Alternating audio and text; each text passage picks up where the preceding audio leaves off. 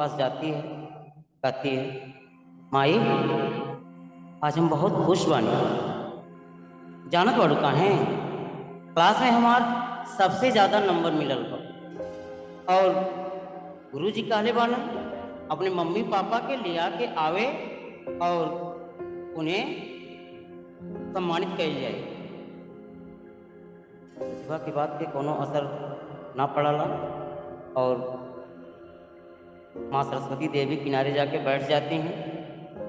प्रतिभा फिर रोती हुई जाकर माँ के गोद में बैठती है, कहती है, माई हम कुछ कहत बानी, रउआ सुनत नहीं के बानी।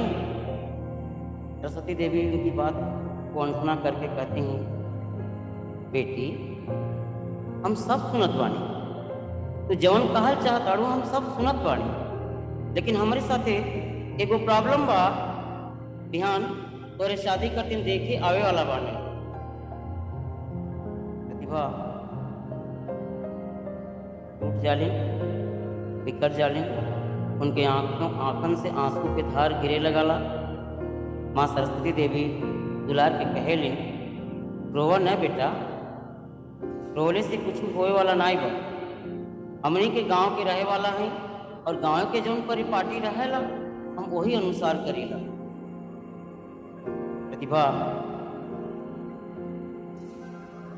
रोती ही जाती है और फिर जो है माँ की ओर देखती है, कहती है, माँ हमें अभी पढ़े के बा, माँ हमें पढ़े के बा, हमार पंख न काटा माँ, हम पढ़े में बहुत मन लगाए ना माँ, हम दुनिया के सपना सजौले बाड़ी माँ, हमहू के कुछ बने के बा माँ। माँ कहलिन, बेटा और भी घर के जिम्मेदारी बा। तब तक दरवाजे से पिता विवेक आवेलन। प्रतिभा दौड़ के जाके पिता के पास से लिपट जालिन और कहलिन कि पापा कल पीटी मीटिंग बा, गुरुजी बोलौले बाड़े ना आप सबे। प्रतिभा के जवाब के कोनो उत्तर नहीं के मिला।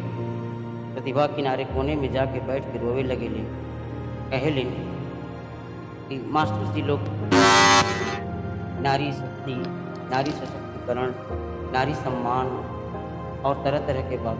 क्या यह नारी सम्मान है? क्या यह बालिका शिक्षा है? बालिका के पर काट दिया जाए, ये तो गलत बात है। और रोती हुई फिर पिता के पास जाती है और पिता से कहती है, सारी बात बताती है। फिर कहते हैं, एक तू ही नहीं ना बाड़ू, और भी लोग बाड़े ना, और भी जिम्मेदारी बाना हमार, सक्षम बाटे, स्वाति बाटे, सबके लेके चले के बा। हम तुम्हें के लेके हम कहाँ तक करब? इतना पढ़े के रहल तू पढ़ गलू, ध्यान से स्कूले नहीं खे जाबू। रोती ही जाती है, किनारे जाके बैठ जालिन, कहेलिन, इहो कोनो सपना सजावल है, इहो कोनो उड़े के पंख दिहल है। हमार सपना टूटता, हम उड़ल चाहता नहीं, उड़े नहीं खे देत बानी। आप लोग जिद करेलिन, सब लोग मना करेलिन, नहीं तो के पढ़े ना जाएगा। फिर अगले दिन स्कूल जाए के तैयारी करेलिन तो रोक दिया जाला, ना तो पढ़े ना जाबो प्रतिभा, आज ही संझा के आवे वाला बाटन लोग। फिर कहते, ठीक है माँ, संझा के आवे वाले बाड़ा ना, हम चली आए स्कूले से। स्कूले जालिन, स्कूले में तमाम डेकोरेशन भइल रहा, गेस्ट लोग जुटल रहेलन और प्रतिभा के अकेले देख के मास्टर जी खेलन, का प्रतिभा तू अकेले आए हो? तोहर अम्मा बाबूजी नहीं के आइलन? उन्हें सम्मानित करे के बा, उन्हें लेके आवे के बा। प्रतिभा के आंख से मोट मोट आंसू गिरे लगेला। प्रतिभा दुखी हो जालिन। मास्टर जी पूछेलिन, का बात है प्रतिभा? बोला। प्रतिभा रोत चली जालिन। प्रतिभा चुपैले के नाम नहीं खेलेलिन। गुरुजी का यह कहलिन रउआ बचन कि एक बालिका सशक्तिकरण बालिका नारी शिक्षा यह सब है। छोटेपन में लड़की की शादी कई दिहल जा तो लड़की के का होई, लड़की के भविष्य का होई। फिर चीफ गेस्ट के रूप में आई लेलन अपने जनपद के जिला बेसिक शिक्षा अधिकारी और डाइट के प्राचार्य सर सब लोग आवेलन। प्रतिभा के मम्मी पापा के बुलावे के बाद कहेलन, मम्मी पापा आवेलन स्कूले में और प्रतिभा की सारी बात उनके सामने रख जाए। वो लोग पुनः कहेलन कि हमसे बहुत भारी भूल हो जात रहल साहब, और अब हम अपने बिटिया के पढ़ाई आगे बढ़ाए, तबे ना पढ़ेगी नारी, बढ़ेगी नारी, पढ़ेगा भारत, बढ़ेगा भारत, तभी तो हम एक भारत और श्रेष्ठ भारत के सपना के साकार कर सकें। एक प्रतिभा की वजह से न जाने कितनी प्रतिमा बनने से बच गई। एक प्रतिभा की वजह से एक अनंत आकाश में उड़े के स्थान मिल गई। एक प्रतिभा के वजह से सबके सपना के इंद्रधनुषी रंग मिल गई और प्रतिभा धीरे धीरे सबके दिल में बस गई और प्रतिभा के पढ़ाई के लिए सारा द्वार खुल गए। धन्यवाद सर, बहुत ही शानदार प्रस्तुति थी आपकी।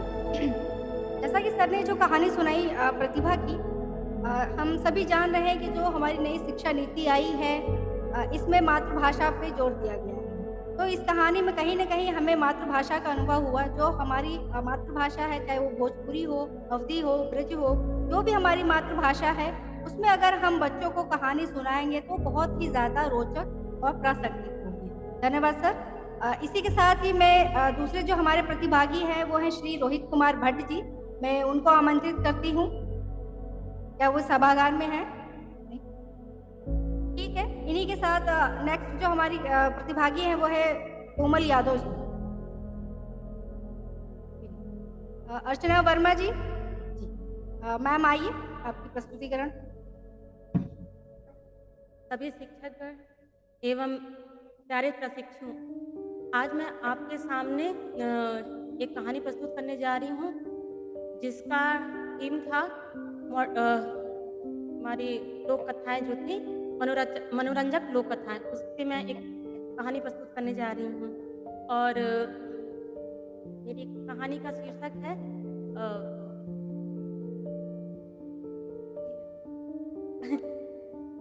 हाँ, मेरी कहानी का शीर्षक है सौतेली बेटी। एक लड़की है जिसका नाम रहता गीता। वो अपने सौतेली माँ के साथ रहती है और उसकी माँ की एक और लड़की रहती है जिसका नाम रहता है सीता। दोनों बहनों में बहुत प्यार रहता है। लेकिन जो सौतेली माँ रहती है वो अपनी बहन को, अपनी लड़की को इतना प्यार करती है, लेकिन जो सौतेली बेटी रहती है उसको बहुत कम प्यार करती है। खाने पीने के लिए भी उसको अच्छा खाना नहीं देती थी, जो सूखा बचता था वही देती थी, और अपनी बेटी को बहुत अच्छा देती थी। उसकी बेटी जो थी वो बहुत अच्छी से तंदुरुस्त थी, और जो दूसरी वाली बेटी थी गीता, वो बिल्कुल मतलब शरीर से मतलब अच्छी नहीं थी। तो एक दिन वो और उसको भेज देती थी कि जाओ तुम गाय भैंस या बकरियाँ चराओ, ये सब। तो वो जाती थी तो अपना चराती थी। तो एक दिन वो बैठी बैठे रो रही थी कि मेरा क्या होगा, मैं ऐसी कंडीशन में हूँ। और तब फिर वहाँ से एक परी जाती, उसने कहा कि देखती है उसको क्यों रो रही है, तो कहती है बेटी क्यों रो रही हो। तो फिर अपनी वो सारी कहानी बताती है।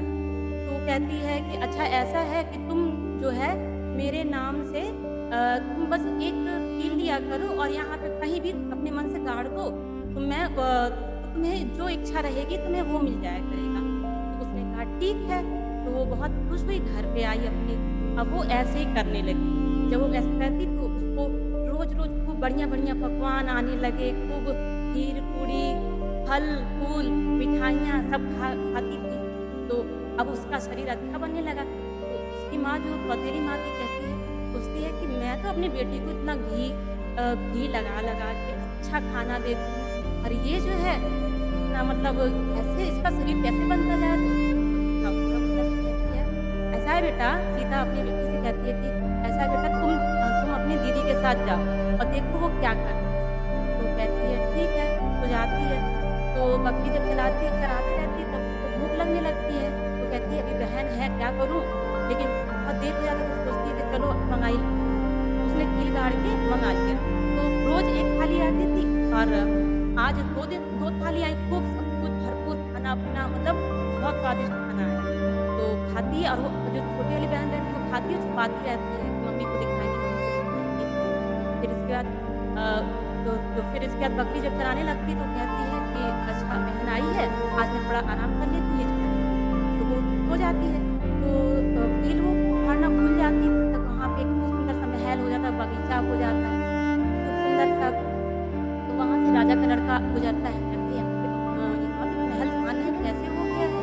तो वो कहता है कि फिर जाके देखने लगता है, ये तो बहुत सुंदर महल है और ये राजकुमारी जैसी लग रही है, मैं ज़रूर इसी से शादी करूँगा। तो वो जाके अपने घर पे बोलता है कि मैं इसी से शादी करूँगा। तब तक यहाँ पे जो लड़की रहती है अपने घर जाके अपनी माँ को सारी कहानी बता देती है। फिर शादी-वादी इस लड़की की बात चलती है, तो शादी होती है, तो ये अपने घर जब जाने लगती है, विदाई जब होती है लड़की की, तो उसकी जब चलती है तो पैर से चंदन निकलता है, रोती है तो मोती गिरता है और जब हँसती है तो फूल गिरते हैं। तो राजा जो राजकुमार रहता है बहुत खुश रहता है, अपना लेके जाता है। फिर कुछ दिन बाद वो अपने मायके आती है, तो उसकी माँ उसको बहुत गोद में लेके खिलाती है। वो सोचती मेरी माँ बहुत अच्छी हो गई है, तो क्या कहती है वो माँ के अपनी सो जाती है गोदी में। तब तक माँ क्या करती है, बगल में कील रखती है, उसको उसी कील को ठोक देती है उस सर पे, तो वो जो है चिड़िया बन जाती है। अब वो बेचारी चिड़िया उड़ के माली के घर एक पेड़ रहता है, एक माली बगल में रहता है, उसी पे जा करके रह जाती है। तो और ये अपनी लड़की को जो जिसकी शादी नहीं हुई थी उसी को अपने भेज देती है, सीता को। तो उसके बाद अब वो अपने ससुराल जाती है, मतलब दीदी के ससुराल जाती है। यहाँ पे वो जो चिड़िया है पेड़ पे रहती है, तो जब भी फूल गिरता था तो माली जो अपना फूल बटोर करके अपना काम करना शुरू कर देता है अपना, तो उसका खूब बिक्री होता है। और जो मोती रहते हैं तो मोतियों को उसने इकट्ठा करके रख दिया, और जो चंदन गिरता था तो मतलब अपना खूब खुशबू बिखेरता था, क्योंकि वो चिड़िया वो लड़की ही थी। तो फिर एक दिन एक भिखारी आता है, कहता है कि भिक्षाम देहि। तो वो भिखारी को माली रहता, तो माली को मोतियों का काम तो कुछ था नहीं, तो उसने मोती उठा के दिया उसको। तो कहता है अरे वाह क्या बात है, माली के पास इतना इतना मतलब मोती आ गया। तो फिर इसके बाद वो राजा के पास जाता है, और राजा उसी का जो पति था उसी के पास, तो वो जाके देता तो उसको बस ऐसे ही छोटा मोटा सामान मिल जाता है। तो कहता है अच्छा आप तो राजा हो कि ऐसा सामान दे रहे हैं, और जो माली हो कि उसने तो मोती इतना ढेर सारा दिया है, बोरी भर करके दिया आप। तो कहता है ऐसा कैसे हो सकता है। वो जाता है, कहता राजा जाके कहता है अच्छा ठीक है मैं चल के देखता हूँ। तो वो जाके देखता है उसके घर, तो कहता है तो चिड़िया ऐसी सब चीज़ें होती हैं, जब वो चलती है तो चंदन गिरता है, और जब रोती है तो मोती गिरते हैं, और जब हंसती है तो फूल गिरता है। तो कहता है क्या बात है, अच्छा ठीक है मैं इस चिड़िया को तुम लोग सिपाहियों से कहता पकड़ो, मैं उस चिड़िया को खिलाना चाहती देखूँ जरा उसको। वो इसी तरह मुश्किल में बहुत मुश्किल में वो चिड़िया आती है पास में। तो जब चिड़िया आती है तो कहता है ऐसे हाथ फेरता है उसको, तो देखता है उसके सर पे कुछ मतलब गड़ा गड़ा सा लग रहा है। तो देखता अरे कील लगी है, तो वो कील जो है उसको हटा देता है, और जैसे ही वो कील हटाता तैसे वो लड़की बन जाती है। अरे ये तो लड़की वही है जिससे मैंने शादी की थी। और फिर वो रोती है, तो रोते रोते उस पर खूब मोती गिरता है, हंसती है तो फूल झरता है, और चलती है तो चंदन रपटता है। तो कहती है अरे ये तो मेरी पत्नी है, वो कौन है, वो तो धोखेबाज कोई आ गई है क्या। कहता है तो फिर वो अपना सारा कहानी बताती है गीता की ऐसे ऐसे मेरे साथ हुआ है, फिर माँ ने ऐसा ऐसा किया है। तो फिर राजा जो है उसकी माँ को बहन को पिता को फिर कारागार में डाल देते हैं, और ये दोनों लोग पति पत्नी खुशी खुशी अपना जीवन यापन करने लगते हैं। ठीक है, थैंक यू।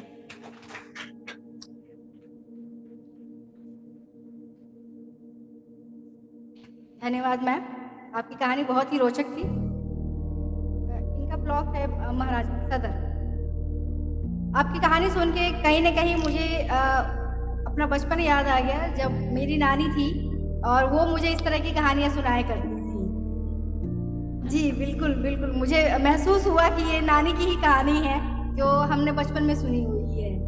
तो कहानियों की जब हम बात करते हैं तो हम जब सभी को पता है जब बच्चे छोटे होते हैं तो उनको सुलाने के लिए, उनको बहलाने के लिए हम छोटी छोटी कहानियाँ सुनाते हैं कि भाई कोई बच्चा बदमाशी कर रहा है, कोई सो नहीं रहा है, तो हम कहते हैं चलो हम तुमको कहानी सुनाएंगे और तुम सो जाना, या हम तुमको लोरी सुनाएंगे और तुम सो जाना। तो वाकई ऐसा होता भी है कि वो कहानी हम सुनाते रहते हैं और बच्चा, कहानी पूरी नहीं होती लेकिन बच्चा क्या है हमारा सो जाता है। उसमें इतनी मधुरता रहती है उस कहानी में, उस लोरी में, कि जो हमारा बच्चा है वो अपने आप ही वहाँ पे सो जाता है। कहानी सुनाने की ये जो प्रतियोगिता आयोजित की गई है, मैं चाह रही हूँ कि इसमें जैसे कि हमारे प्रशिक्षु भी यहाँ बैठे हुए हैं, तो आप इस तरह का एक माहौल बनाएं कि आप इंटरेक्शन करके भी कहानी सुना सकते हैं, कि आप कुछ पूछ रहे हैं तो बच्चे उसका जवाब दें, जैसे हम कक्षा में कहानी सुनाते हैं।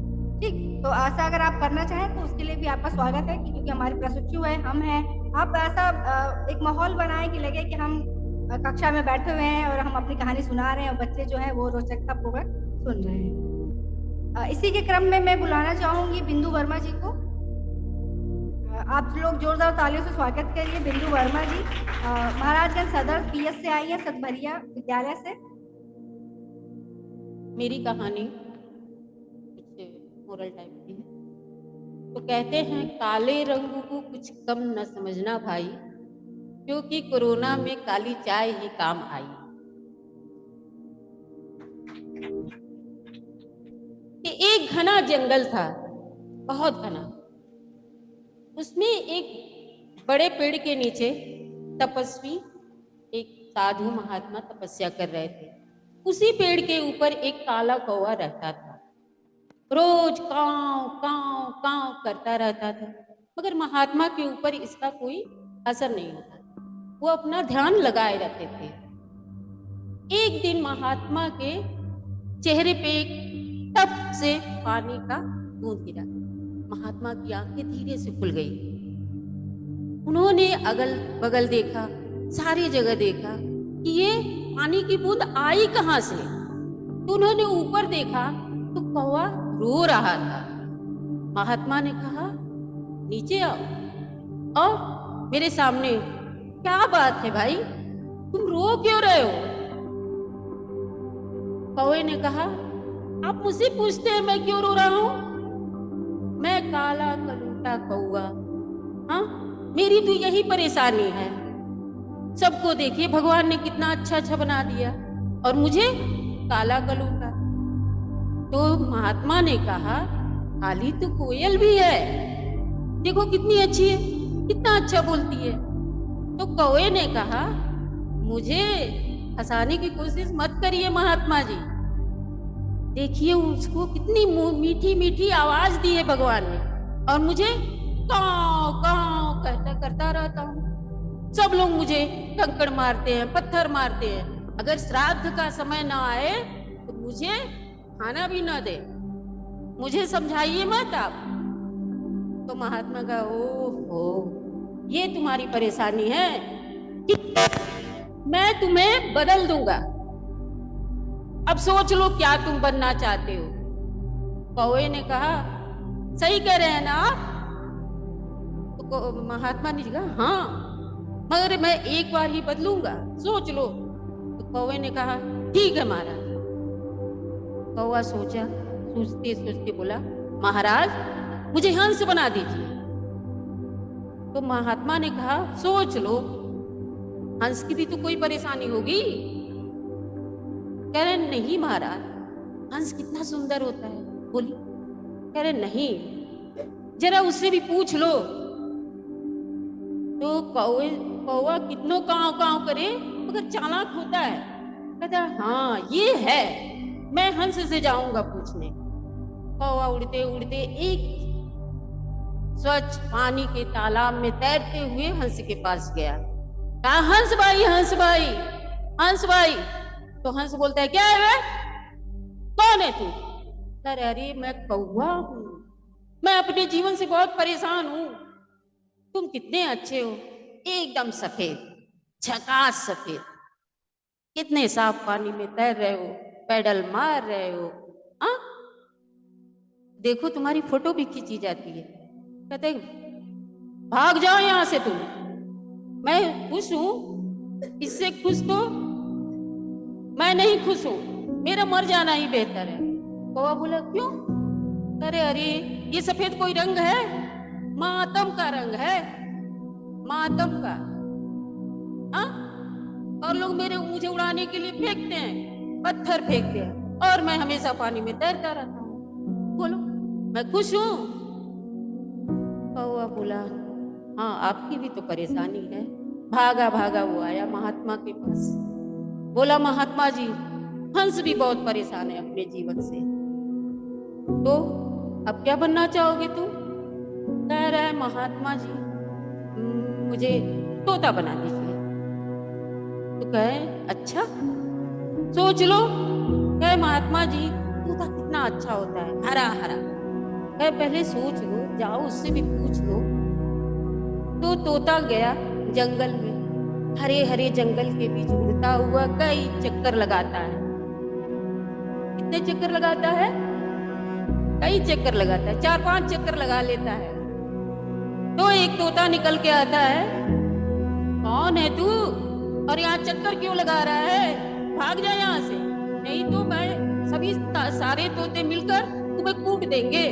अरे रे रे रे तोता भाई, आप परेशान ना होइए, गुस्सा मत करिए। मैं कौवा अपने जीवन से परेशान हूँ, काला रंग है मेरा, न स्वर न सुर। कह रहे, अरे कह रहे तुम बताओ। कह रहे, अरे ये क्या कहते हो कौवा भाई, ये हरा रंग कोई हरा रंग होता है? तुम इस जंगल में 4 चक्कर लगा लिए, कहीं दिखा मैं? इतने सारे बैठे हैं तोते, हरे में हरा हम लोग मिल गए और तुम हमें ढूंढ भी नहीं पाए। बोलो। और तो कौवा बोला, इससे क्या हुआ, देखो तुम्हारी चोंच कितनी है, सुर्ख लाल है, और तुम्हें लोग मिट्ठू मिट्ठू कह के पुकारते हैं, और तुम्हें और नहीं तो पालते हैं। कहता है, भाग जाओ यहाँ से। कहते हैं, अरे तोता भाई बताइए। अरे अरे पालते हैं, मगर किसमें? पिंजरे में। और क्या खिलाते हैं? मिर्चा, वो भी हरा। मैं हरे रंग से तंग आ गया हूं, इतना समझ जाओ कौवे भाई, मैं हरे रंग से तंग आ गया हूं। तो अब आप चले जाओ कौवा भाई। कहते हैं ना, दूर के ढूल सुहावने होते हैं, तुम्हें हमारा जीवन बड़ा अच्छा लग रहा है, मगर ये नहीं है, हम भी बहुत दुखी हैं अपने जीवन से। तो कौवा अब भागा। कह रहा है, महाराज तोता भी बहुत परेशान है अपने जीवन से, अब क्या करूं मैं? कह रहे, बेटा ये अपने सबका अपना अपना जीवन होता है, किसी से अपनी तुलना मत करो, तुम यही सही हो। कह रहे, नहीं महाराज, एक और चांस हमको दीजिए। कह ठीक, अब क्या बनोगे तुम? कह रहे, महाराज अब मोर बना दीजिए मुझे। क्या बना दीजिए? मोर। कितना अच्छा रंग होता है, रंग बिरंगा, कई रंगों से। कहता है, अच्छा मोर बना दूं? एक बार मोर से पूछ ले भाई। कह रहे, नहीं महाराज, आप बहुत चतुर हैं, अब मोर से के अलावा और कोई पक्षी खुश हो ही नहीं सकता। देखो कितना सुंदर है, जब झूमता नाचता है तो सावन के बादल बरसते रहते हैं। कहता है, नहीं, एक बार पूछ लो, प्रयास कर लो। फिर ठीक।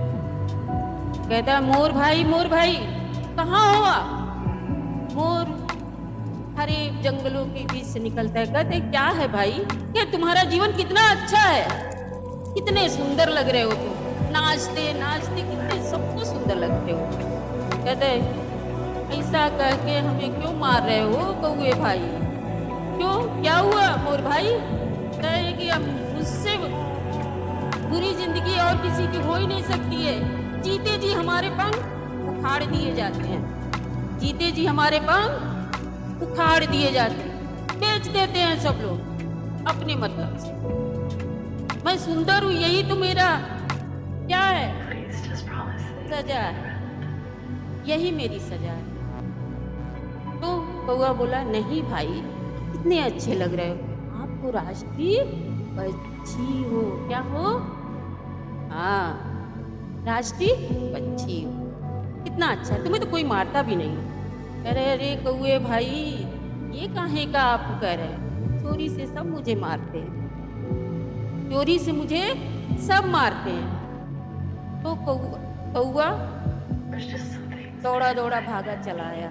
महाराज अब मैं समझ गया, मैं ही बहुत अच्छा हूँ, आजाद हूँ, उड़ता हूँ, कोई मुझे रोकता नहीं है, कोई मुझे टोकता नहीं है।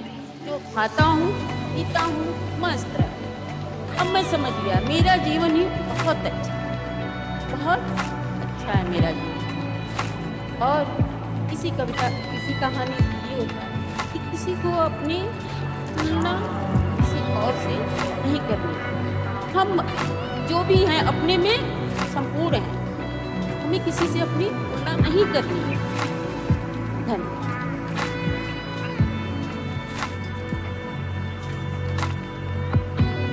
धन्यवाद मैडम, बहुत ही शानदार कहानी आपने सुनाई। जैसा कि मैम ने कहा कि हमें किसी से अपनी तुलना नहीं करनी। हर जो व्यक्ति है, सबका व्यक्तित्व है, अपना अपना सबका व्यक्तित्व है। हम सभी में कोई ना कोई खूबी ज़रूर रहती है। कोई बहुत अच्छा गा लेता है, कोई बहुत अच्छा नृत्य कर लेता है, किसी की ड्राइंग बहुत अच्छी होती है, या कोई बोलने में बहुत ज़्यादा एक्सपर्ट होता है। तो हम सभी को अपने अंदर कोई ना कोई प्रतिभा है, उसको बाहर निकालना है। इसी प्रतिभा को ध्यान में रखते हुए ही ये कहानी प्रतियोगिता भी आयोजित की गई है कि हम सभी शिक्षकों में बच्चों को जो कहानी सुनाने की एक ललक होनी चाहिए। अपनी जैसा हम जब कक्षा शिक्षण करते हैं तो उसमें हम जो हमारा विषय वस्तु है उसको हम कितने सरल तरीके से, व्यवहारिक रूप से हम बच्चे को बता पाए हैं। करण करेंगे, आप सभी लोग इनका तालियों से स्वागत करें। एक छोटी सी बात और मैं बता देना चाहती हूँ, हमारे पास समय सीमा भी है जो 3 से 5 मिनट तक है। तो हम सभी कोशिश करेंगे कि 5 से 6 मिनट तक हमारी कहानी मतलब जा सकती है, लेकिन उससे आगे हम थोड़ा ना बढ़ें। तो समय सीमा का भी हमें विशेष ध्यान रखना पड़ेगा। कोई नई कहानी नहीं है, इसमें जो पात्र हैं हो सकता है आप लोगों में से कोई साथी शामिल हो। मेरी भावना किसी भी साथी की मनोदशा को दुखाने की नहीं है। मेरा उद्देश्य सिर्फ मनोरंजन करना है, गुदगुदाना है आप लोगों को। ये बातें न तो बहुत पुरानी है आज, ये बातें उन दिनों की हैं जब पूजा आप जैसी रही होगी, यानी 10-12 साल। आप लोग हैं ना इसी उम्र के, चलिए सपोज कर लीजिए, कोई बात नहीं। पूजा सरल, सीधी एवं बड़े ही निर्भीक और हाजिर जवाबी, किन्हीं के नज़रों में वह बेवकूफ। आप लोगों को आश्चर्य होगा, बेवकूफ? हाँ, आप लोग सुन ही लीजिए।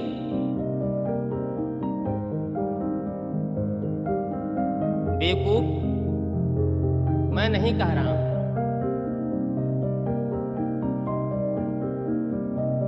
अरे पुजवा, बेवकूफ कहीं की ही का करत है। आज फिर वही बेवकूफी, तूते सबके बेवकूफ बनावे ले। खैर छोड़िए बाबा जी की बातों, आगे की बात सुना। बचपन में पूजा को कहानियों की बड़ी शौक थी। वह अच्छी अच्छी कहानियां सुनाती और लिखती थी। वह दादी के पास कहानी सुनाने के लिए सोती भी थी। आजकल उसे कहानी पढ़ने लिखने का बड़ा शौक है। यह उसी की लिखी कहानी है। यह कहानी पूजा की ही लिखी कहानी। कल्पवास मेरे लिए नया शब्द था।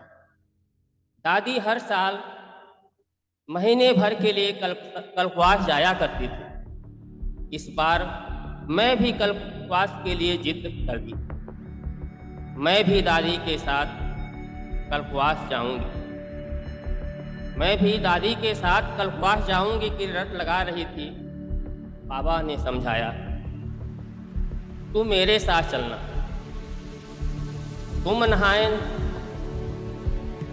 कुंभ नहाएंगे, चलना हमारे साथ। कुंभ और कल्पवास दोनों ही हमारे लिए अनभिज्ञ शब्द थे।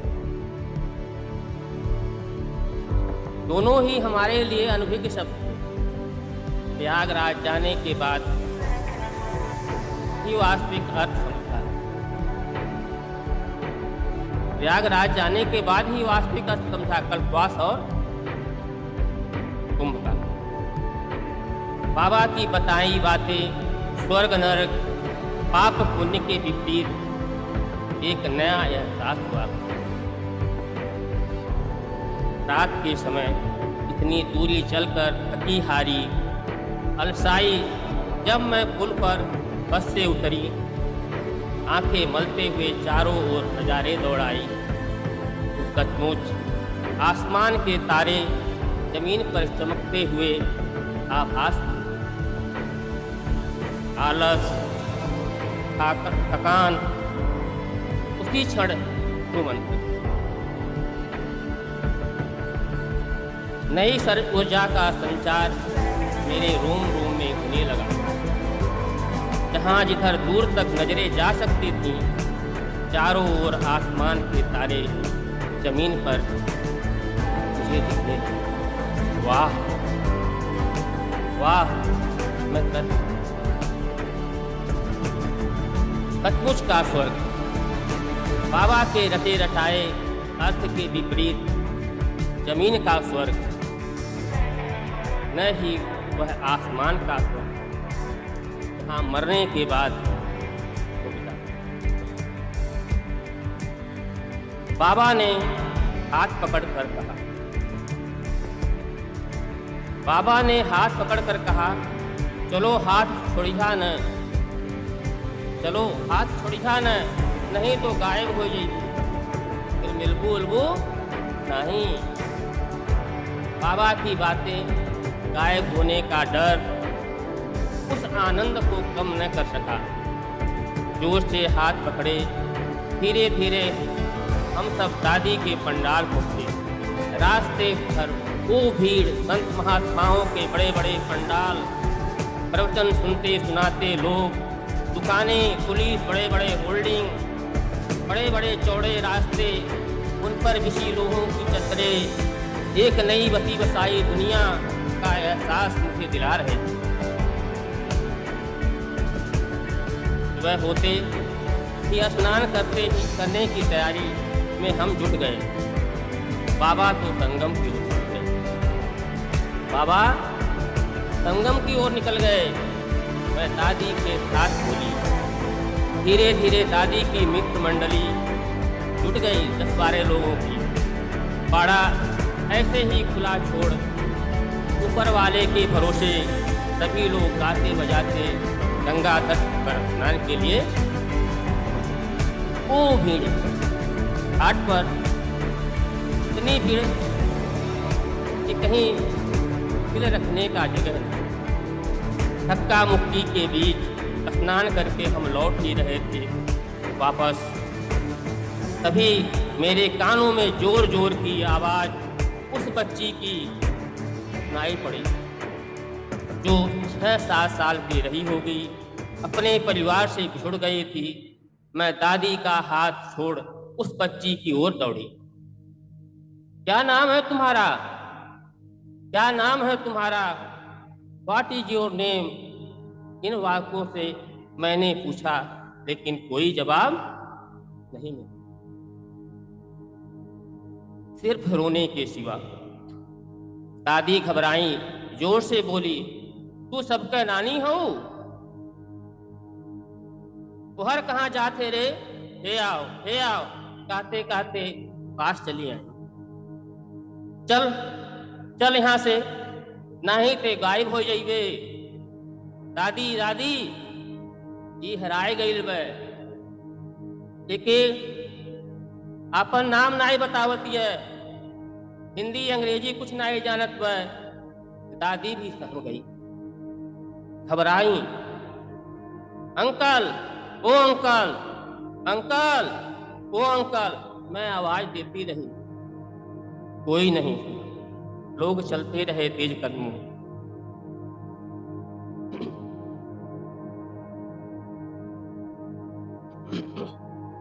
अच्छा,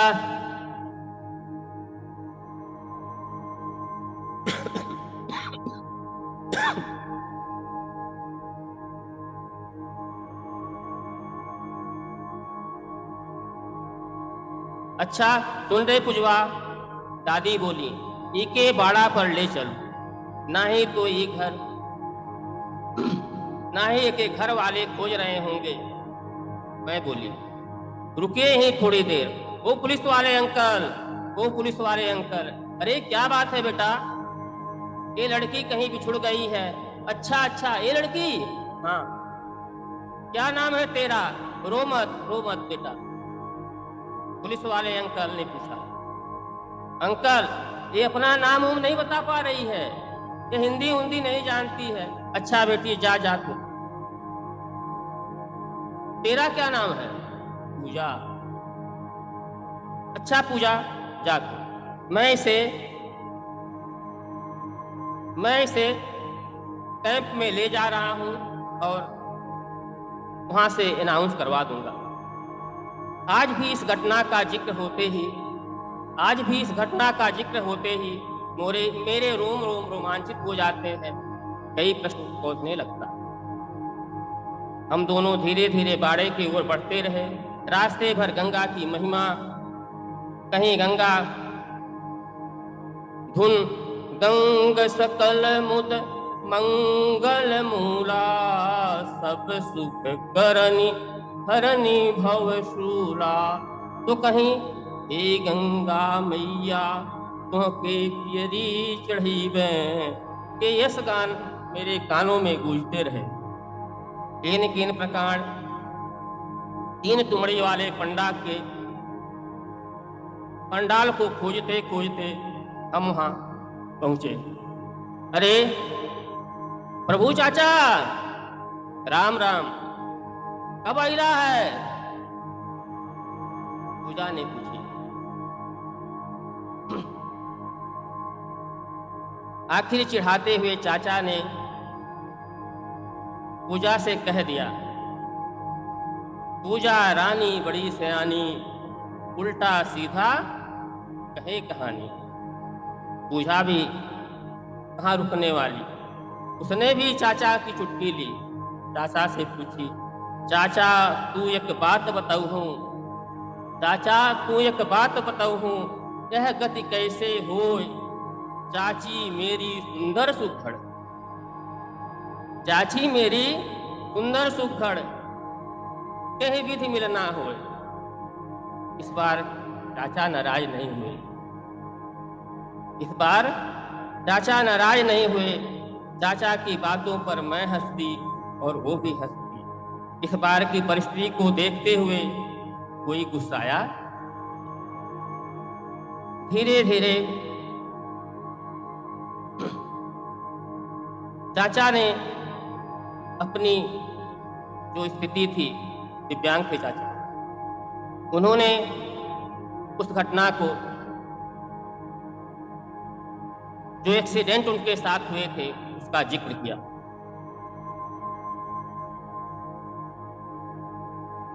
फिर मैं चाचा के साथ बोली, उनके साथ संगम, वट वृक्ष,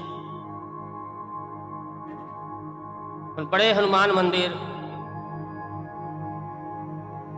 आदि आदि जगहों पर भ्रमण किया। जो आनंद मुझे